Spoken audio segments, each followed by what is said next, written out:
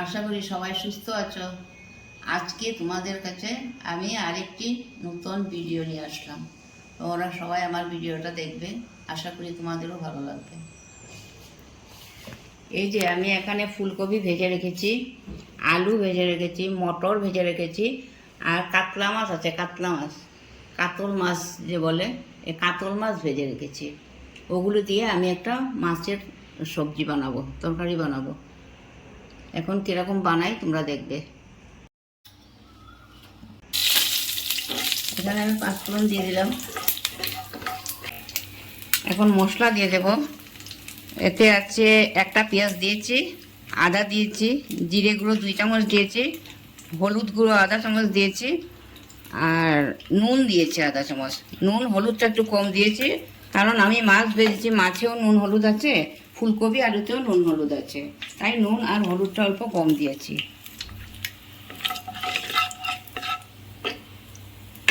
তেজপাতাগুলো আগেই দিয়েছিলাম আলু ভাজার সময়, আর তেজপাতাগুলো দিয়ে দিয়েছিলাম।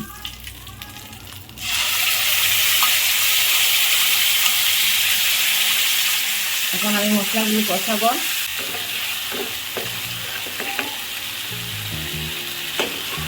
আচ্ছা, এখন আমার মশলা ভাজা হয়ে গেছে, মশলা থেকে তেল ছেড়ে দিয়েছে।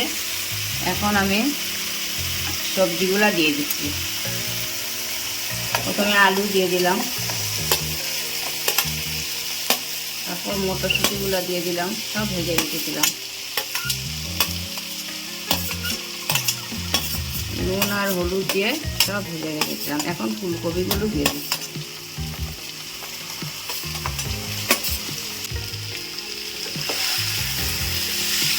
এখন আমি আবার অল্প কষিয়ে নেব, তারপর জল ঢেলে দেবো।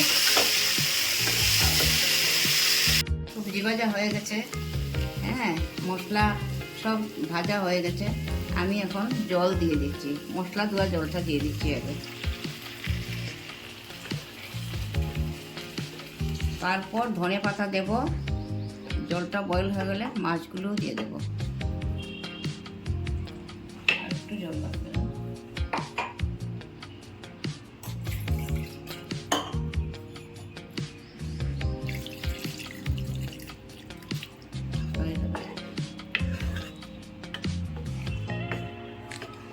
তোমরা ইচ্ছা করলে লঙ্কা গুঁড়ো দিতে পারবে।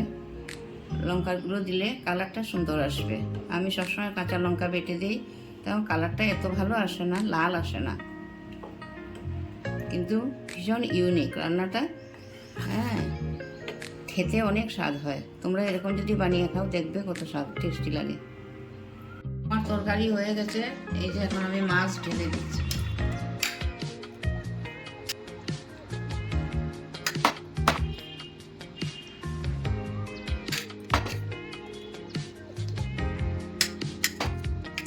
দিয়ে দেব।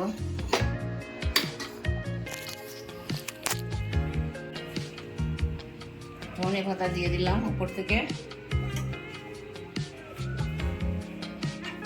অল্প ঢেকে দেবো এখন, তারপরে নামিয়ে নেব।